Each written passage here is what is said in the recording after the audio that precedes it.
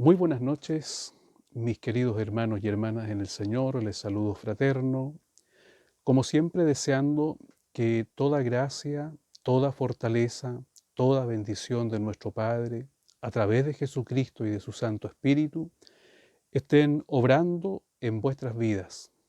Reciban este saludo, reciban también el apoyo permanente en la oración por muchas peticiones que se hacen, por muchos casos que se conocen, principal y mayormente por aquellos que tienen que ver con la salud de muchos hermanos, hermanas y siervos del Señor que están siendo también visitados por el mal que en este tiempo está dejando su huella en el mundo y también poniendo a prueba a la iglesia del Señor.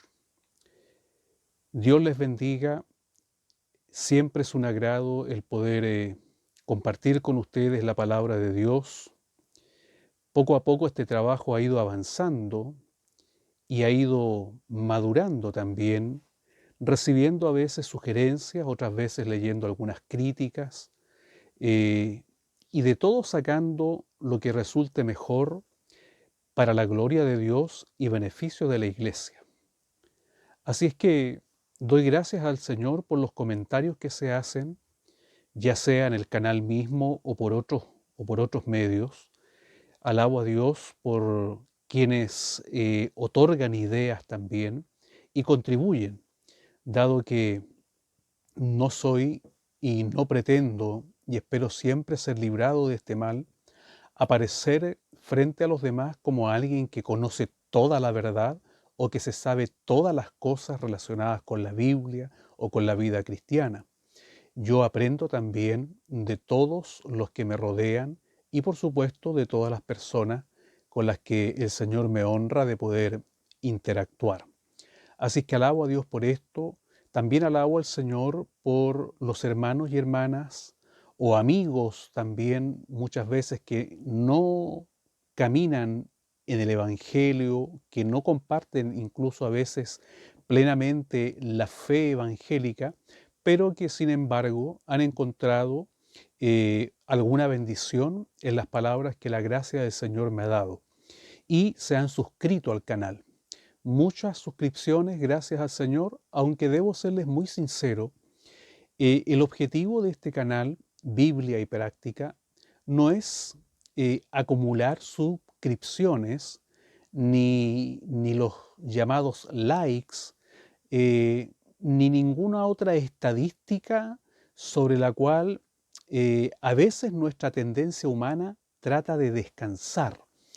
Eh, este canal tiene por propósito compartir la palabra de Dios de la manera más sencilla posible, de la manera más fácil posible de entender, y llegar a todos los corazones siendo motivo de bendición. Quizás alguien al momento de ver este video, de escuchar estas expresiones, pueda ya estar alcanzando una bendición de Dios, o quizás esto, que hoy día pareciera no tener algún efecto en su vida, pueda serle de utilidad en el futuro cercano, en algún momento, de lo cual usted pueda echar mano. Ese es el espíritu y esa es la intención de este canal, comunicar la Biblia eh, fuera de toda tradición, de toda costumbre y sin una mirada estrictamente denominacional. Si ustedes se dan cuenta, en mis trabajos yo no menciono a alguna denominación en particular, aunque a veces me refiero a los hermanos pentecostales, que en Chile son muchos, son millones, y que están fragmentados o divididos, según algunas estadísticas, en más de 250 denominaciones. Cuando hablo de los pentecostales me refiero al mundo pentecostal, ya sea en Chile o en otros países. En otras partes se conoce también como los movimientos carismáticos. Pero particularmente referido a una denominación, yo no estoy haciendo mención de aquello. Por supuesto, pertenezco a una denominación en particular. Allí el Señor me llamó hace ya más de 35 años eh, pertenezco a ella, por supuesto que guardo natural cariño y también respeto por lo que la denominación a la cual pertenezco eh, realiza, ¿no es cierto?, las formas, las maneras, pero mi trabajo en este canal no es representar a esa denominación, sino alcanzar al mundo cristiano en general. Así es que hago estos comentarios a raíz también de los comentarios que a veces me llegan y que en algunos casos me hacen, digamos, referencia a que de pronto alguien puede pensar de que estos trabajos se hacen a nombre de. Ustedes se darán cuenta que yo no menciono tampoco a personas, a líderes específicos, sino que siempre dejo en el anonimato un nombre solo para resaltar la enseñanza o la experiencia que alguno de nuestros mayores nos ha dejado o nos ha impartido en algún momento de los distintos ministerios que hay en la Iglesia del Señor. Así es que detrás de estos trabajos está solo esa intención, conversar la palabra de Dios, llevarla de la manera más sencilla, más grata, ¿no es cierto?, sin complicaciones. Por ahí alguien me ha dicho también, usted no es pentecostal para predicar. Y yo respondo por este medio a esa crítica, la cual agradezco, diciendo primero que estos trabajos no son una predicación. Yo aquí no estoy predicando. Yo aquí estoy conversando de la palabra de Dios, compartiendo el mensaje, ¿no es cierto?, de las Sagradas Escrituras, de la Biblia. Eso por una parte. Por otra parte, yo entiendo que muchas veces es más apetecible, tal vez es más atractivo quizás, escuchar hablar a alguien de una manera más enérgica, más efusiva, de una manera más fuerte, pero creo sinceramente que para eso el Señor tiene muchos instrumentos en su iglesia. Así es que yo no pretendo imitar a nadie, ni competir con nadie, ni arrogarme, ¿no es cierto?, cosas que el Señor no ha puesto en mí o que no pone en mí en el momento en que yo estoy frente a una cámara compartiendo la palabra del Señor. Eso he querido mencionar antes de ir entrando en materia, digamos, más concretamente en este video, en este trabajo. Quisiera agregar algún otro asunto referido a que lo que usted escucha en estas conversaciones de la palabra son comentarios, reflexiones basados en la palabra de Dios, pero también basado en la investigación acerca de los idiomas originales, es decir, el mensaje que hay detrás de estas conversaciones está basado en los idiomas originales de la Biblia, en lo que realmente quieren decir y cómo podemos traerlo a un español más comprensible, sin despreciar, ¿no es cierto?, las versiones más tradicionales de la Biblia que todos manejamos y usamos, muy en particular la romántica y hermosísima edición de la conocidísima Biblia Reina Valera 1960. No obstante aquello, yo quiero hacerles llegar de una manera lo más comprensible posible, como lo he dicho, el mensaje y lo que la Biblia quiere decir.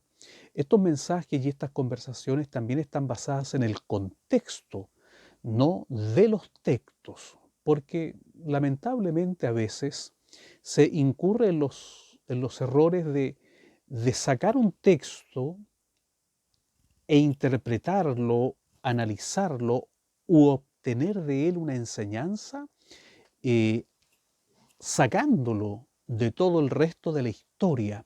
Eso es el contexto, lo que envuelve la historia, el lugar, el paisaje, el lenguaje, la cultura, las costumbres, todo eso, el momento político, el momento social, en fin, todo lo que rodea el escenario de la historia bíblica es lo que se llama técnicamente el contexto. Cuando nosotros logramos determinar el contexto de la historia bíblica, entendemos bien el por qué se escribe lo que se escribe, por qué se dijo lo que se dijo, quién lo dijo, a quiénes o a quién se los dijo, con qué propósito se dio esa instrucción, ese mandamiento, qué alcances tiene finalmente la historia bíblica para nosotros hoy día en pleno siglo XXI. Así que estas conversaciones se basan en esta dinámica, la de ir al texto original, investigar acerca de ello. Para ello, naturalmente, hoy día las tecnologías, la literatura nos ofrecen herramientas muy importantes, pero sobre todas las cosas está también de por medio el que da toda gracia, toda sabiduría e incluso devela los misterios, ¿no es cierto?, de aquellas cosas que el Espíritu de Dios quiere que nosotros comprendamos. Ahora entremos un poco más en materia concreta. Hemos estado mirando 3 videos anteriores en lo que he estado reflexionando sobre algunos detalles de lo que nosotros conocemos en nuestra Biblia como la Gran Comisión. Habitualmente la Gran Comisión es conocida como ir por el mundo y predicar el Evangelio. Donde he ido o donde me ha tocado a veces preguntarle a la congregación, la gran mayoría responde de esta forma y no es un error. Pero la Gran Comisión es mucho más que solo predicar. Ese es el tema general de estos trabajos. Ya van 3 videos. Espero que este sea el último en el que vamos a abordar otros asuntos referidos a la Gran Comisión. Pero el tema es este, la Gran Comisión mucho más que solo predicar. Hemos mirado que la predicación del Evangelio tiene una base práctica, una base del cómo se hacen las cosas. Esa base está en la cortísima expresión id. Id por el mundo. Ese id identifica la acción verbal de movilizarse, de moverse, de vivir en el movimiento propio de la vida de la persona. En otras palabras, lo que está el Señor diciendo ahí es, mientras viven sus vidas cristianas, prediquen, anuncien. Así que partimos nosotros en este trabajo desde esa base, que nuestra vida cristiana es nuestro primer punto de predicación. ¿Cómo vive usted en su hogar? ¿Cómo vive usted en su barrio? ¿Cómo vive usted en la universidad, en el colegio? ¿Cómo vive usted en el trabajo? ¿Cómo se desenvuelve día a día? ¿Cómo desarrolla usted las relaciones interpersonales con sus semejantes cada día? Esa forma debe ser nuestra primera plataforma de predicación. Id por el mundo mientras vivan su vida terrenal, ahora que han nacido de nuevo, con su conducta, anuncien, prediquen. Luego analizamos que no es tan solo vivir, sino que también hay instancias en las que hay que predicar, esto es, anunciar. Y hay muchas formas de anunciar el Evangelio. La más conocida en Chile por el mundo pentecostal es la predicación al aire libre o a la calle, que se llama, al punto de prédica.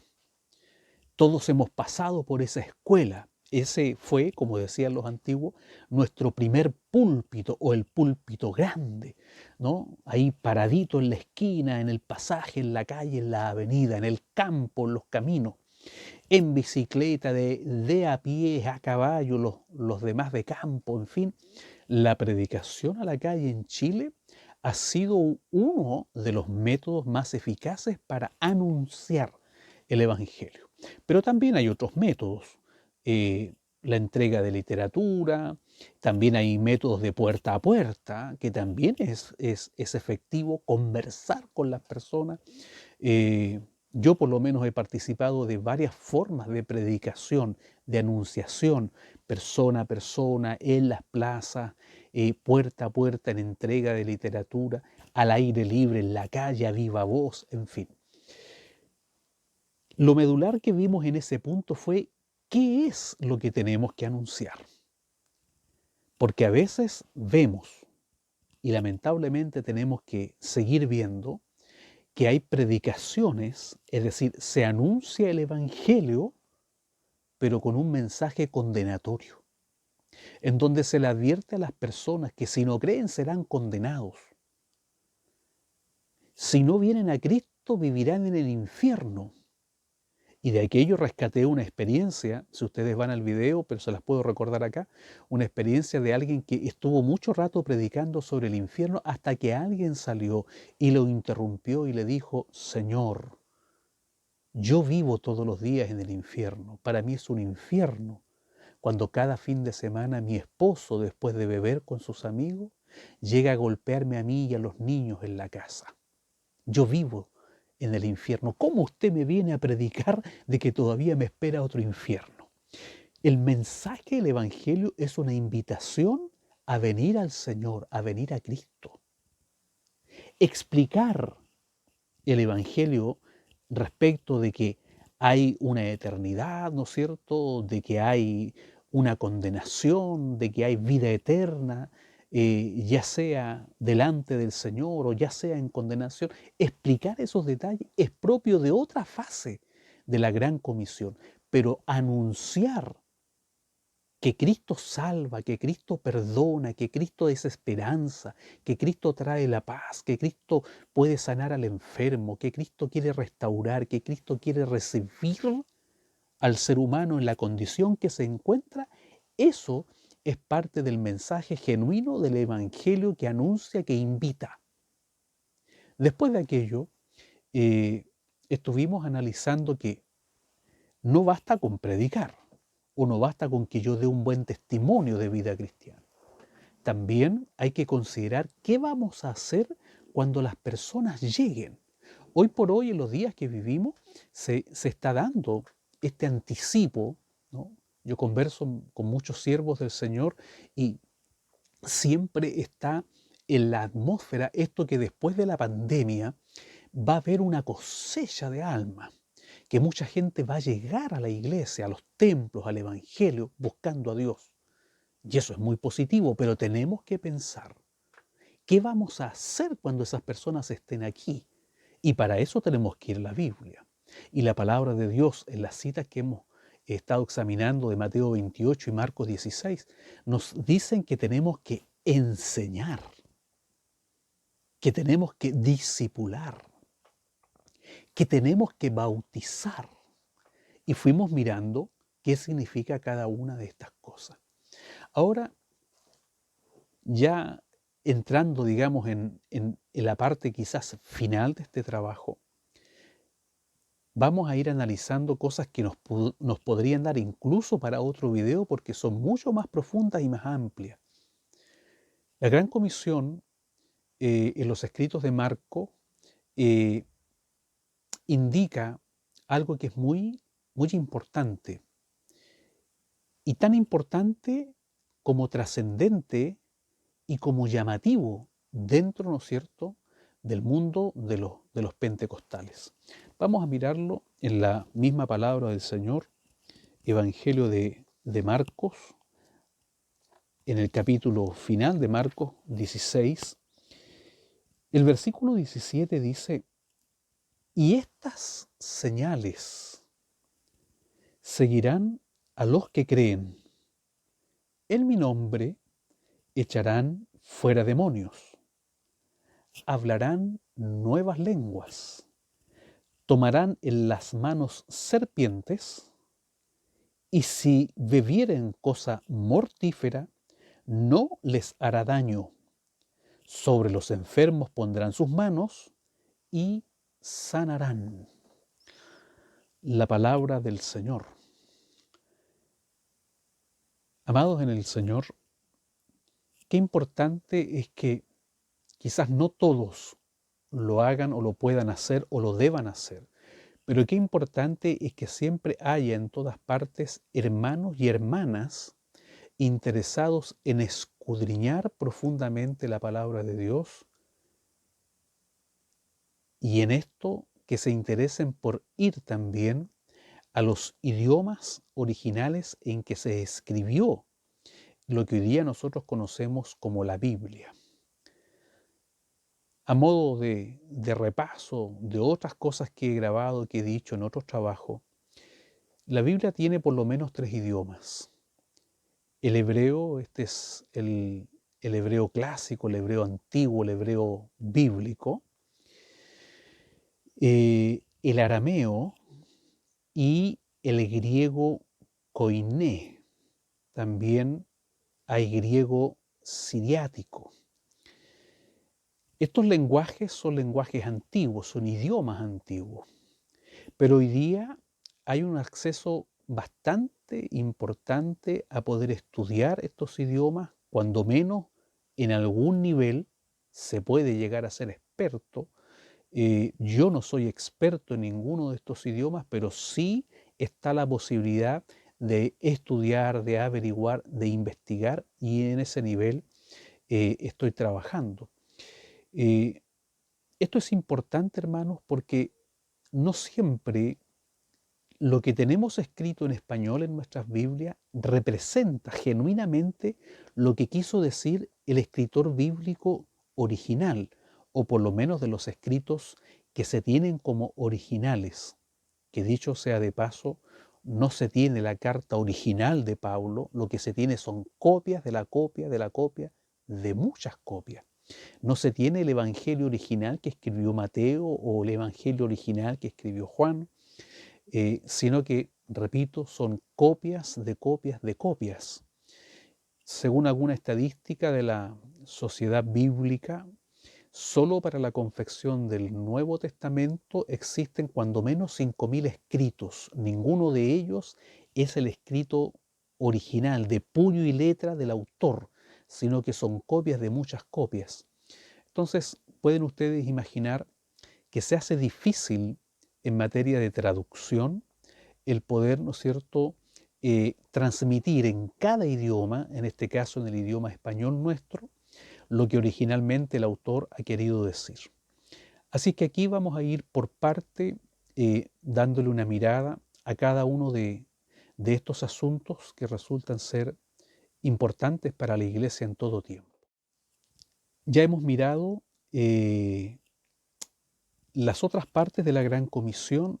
Ya estamos en el trabajo de predicar, estamos viviendo vidas cristianas, estamos anunciando el Evangelio de la paz, llamando a las personas. Cuando tenemos oportunidad estamos enseñando, discipulando. La iglesia está bautizando, es decir, uniendo a los nuevos creyentes al cuerpo de Cristo. Pero ahora hay algo importante. Dice la Escritura: y estas señales seguirán a los que creen. Seguirán a los que creen. Cuando se habla de señales, se está hablando de prodigios, derechamente de acciones sobrenaturales. Es decir, se está hablando de actos que por naturaleza el ser humano no puede hacer, que tiene que haber un poder ajeno al ser humano mayor que le permite hacer cosas que van más allá de lo natural. A eso se refiere el texto cuando habla de señales. Mucho se discute en el mundo de los eruditos bíblicos, de los teólogos, de los maestros en escritura, respecto si estas señales prodigiosas fueron dadas por Dios a través del Espíritu Santo solo para la Iglesia apostólica, o si acompañan toda la vida y todo el desarrollo de la vida de la Iglesia hasta nuestros días. En otras palabras, se debate mucho si los milagros fueron solo para la época de los apóstoles o de la Iglesia primitiva, o si se han prolongado, ¿no es cierto?, a través de los siglos en la historia de la Iglesia. Lo primero que tenemos que entender es que estos actos o estas señales son de carácter sobrenatural y son producidas por el Espíritu Santo de Dios.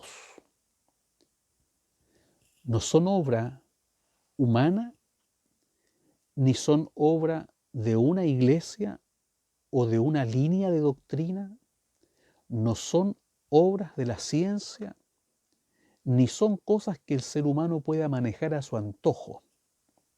Estas señales sobrenaturales son obra del Espíritu Santo. Y recordaremos que el apóstol Pablo enseña a la iglesia en Corinto sobre los dones sobrenaturales del Espíritu Santo, y entre lo que Pablo enseña, Pablo dice que estos dones los reparte el Espíritu de Dios, a quien quiere según su voluntad. Es decir, en este asunto de cosas sobrenaturales, nadie, excepto el Espíritu Santo, tiene el control. No hay ninguno de nosotros que de su propia voluntad se le ocurra intentar sanar a un enfermo de manera milagrosa, a no ser que el Espíritu Santo en su voluntad quiera usarle a usted o a mí para sanar a un enfermo, o para echar fuera un demonio, o para hacer algún acto milagroso que dé testimonio del Evangelio de Jesucristo. Las señales tuvieron como propósito y tienen como propósito hasta el día de hoy romper la incredulidad.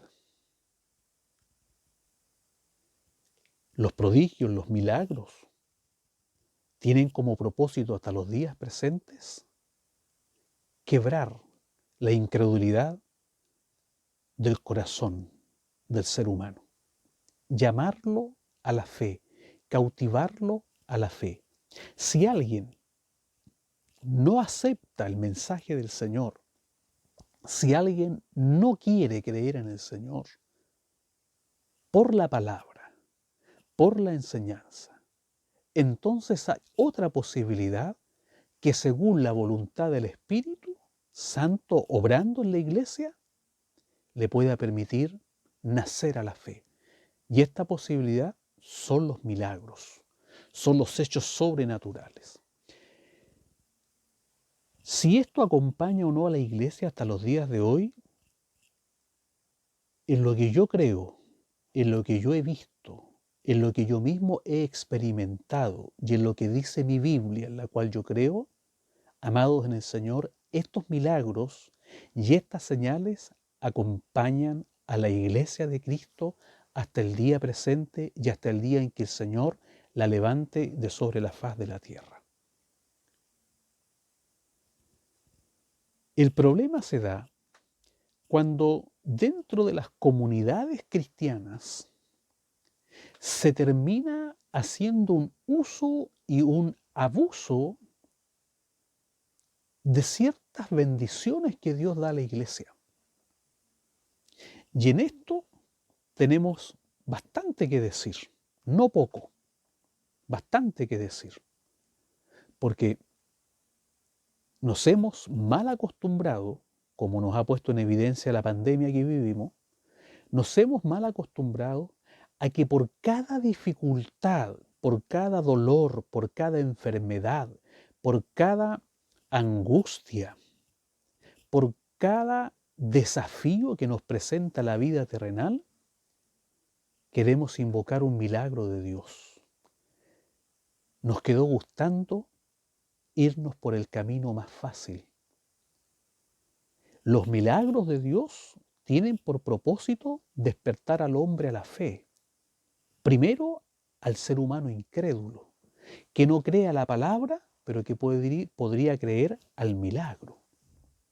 Por lo tanto, desde ese punto de vista, los milagros no debieran ser algo frecuente en los creyentes, para servir mejor al Señor, para ser más fieles al Señor, o para participar más de la iglesia o colaborar más con la iglesia.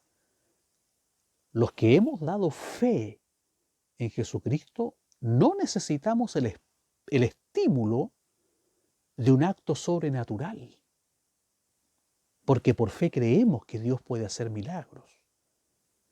Y Dios hace milagros entre nosotros cuando Él quiere hacer un milagro. y cuando no quiere hacer un milagro, no lo hace. Así de sencillo y de difícil también para más de alguien entenderlo de esta forma. Cuando Dios quiere hacer un milagro, lo hace. Y cuando Dios no quiere hacer un milagro, no lo va a hacer.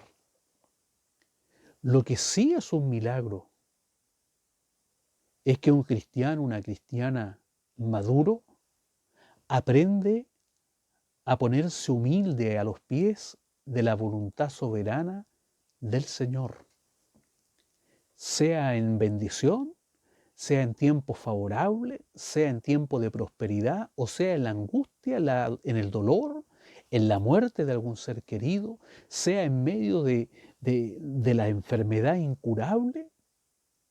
El hijo, la hija de Dios, que ha madurado en la fe, pone su voluntad, que por supuesto existe. Nadie de nosotros quiere vivir enfermo, nadie de nosotros quiere vivir la pena del duelo, nadie de nosotros quiere perder una casa, quiere perder un automóvil, quiere perder el trabajo, quiere padecer necesidad. Eso es lo normal, es lo natural. Nadie quiere, yo no quiero. Pero cuando me ha visitado la adversidad, he tenido que aprender a decir, Señor, ayúdame a seguir siendo fiel. Aun cuando me falte el trabajo, aun cuando no tengo a quien amaba, aun cuando no tengo un techo seguro, aun cuando tengo esta dificultad. Ahora, si Dios quiere hacer un milagro y mostrarme su gran poder, Dios lo va a hacer. Él es soberano.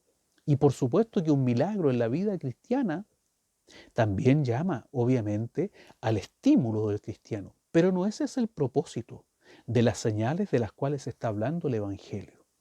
Esas señales seguirán a los que creen.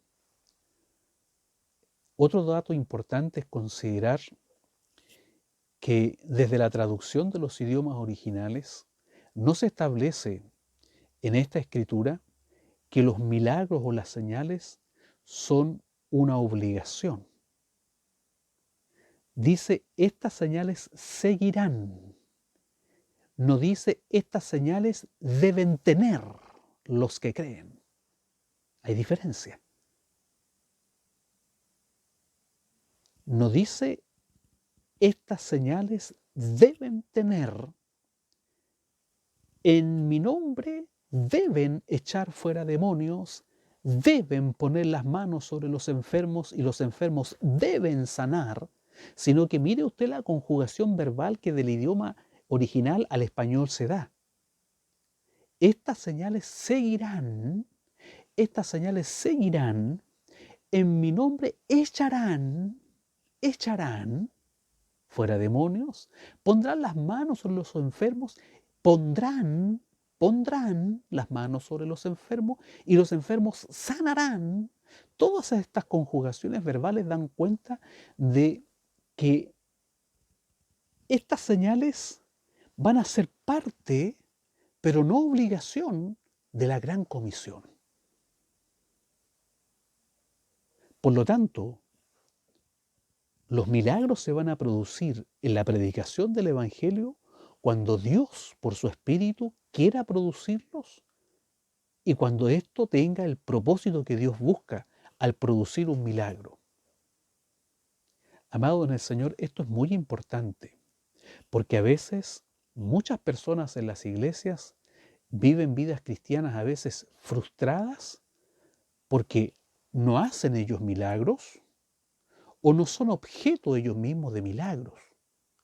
El Evangelio no consiste en milagros.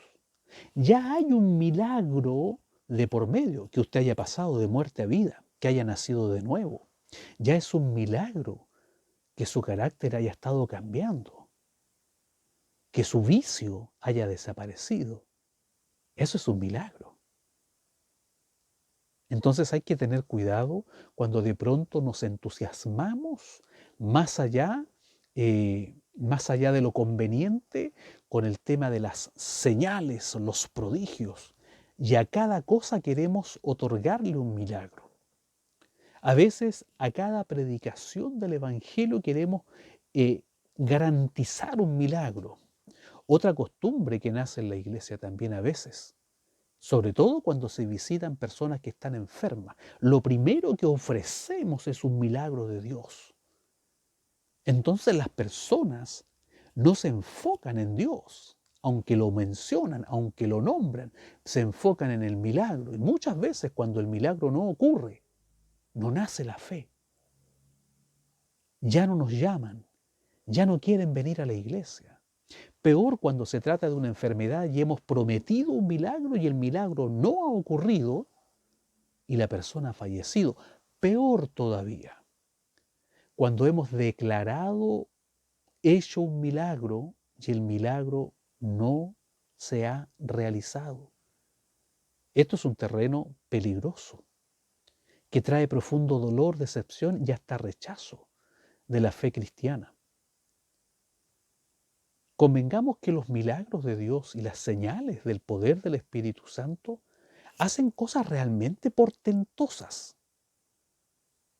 Por lo tanto, no podemos caer en la fragilidad de declarar que aquí se ha hecho un milagro cuando no hay evidencias de él.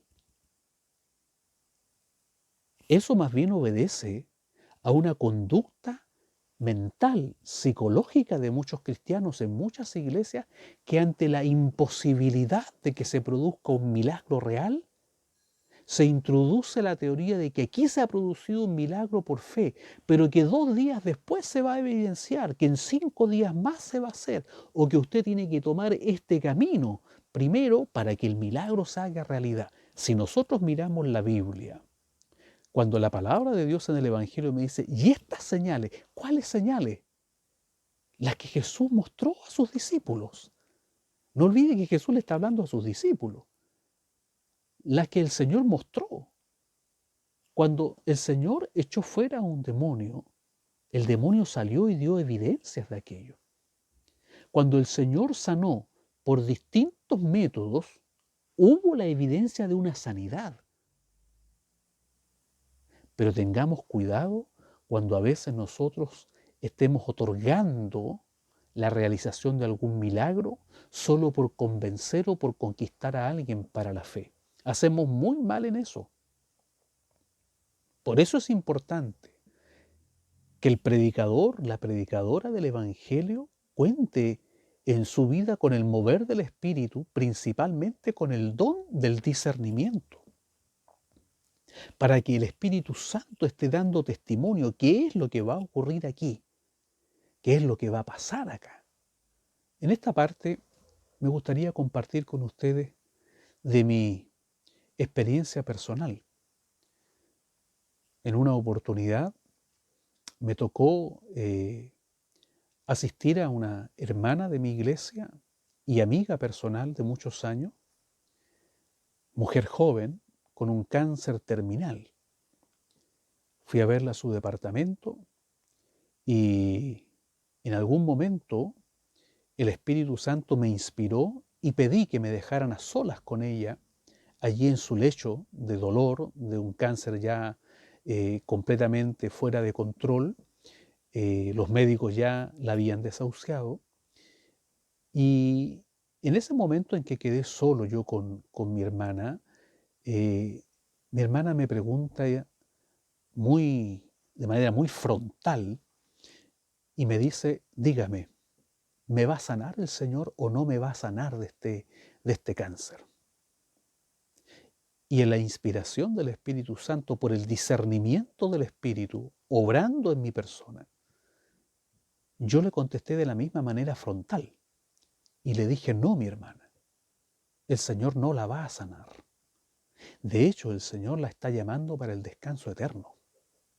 Tenía un poco más de 50 años la hermana, una mujer joven.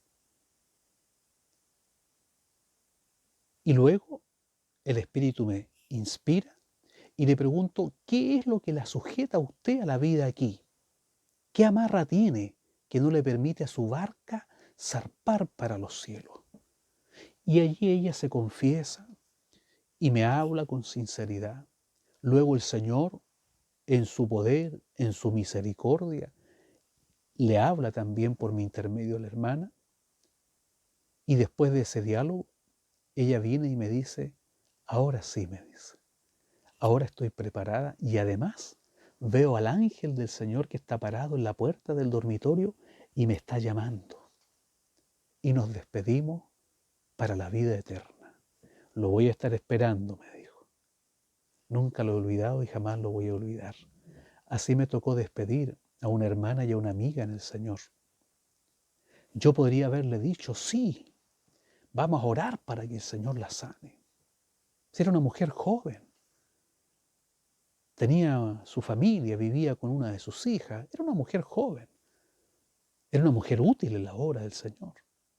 Pero el discernimiento del Espíritu reveló la realidad para esa vida. Eso es importante, hermano, de considerar, porque a veces por querer dar una esperanza podemos estar cometiendo también un error. Y si no tenemos el discernimiento, lo mejor es no prometer, no entusiasmar a nadie, no dar luces de una esperanza de la cual no estamos realmente seguros de que vaya a ocurrir un milagro. En otra oportunidad también fui a asistir a un enfermo y esta vez me llevé un reclamo del hermano que iba a cargo de este grupo, porque llegamos allá y viene y me dice, usted va a tener el mensaje de la palabra. Pero cuando entramos a la habitación donde estaba el varón, el Espíritu Santo obrando sobrenaturalmente me muestra una escena espiritual.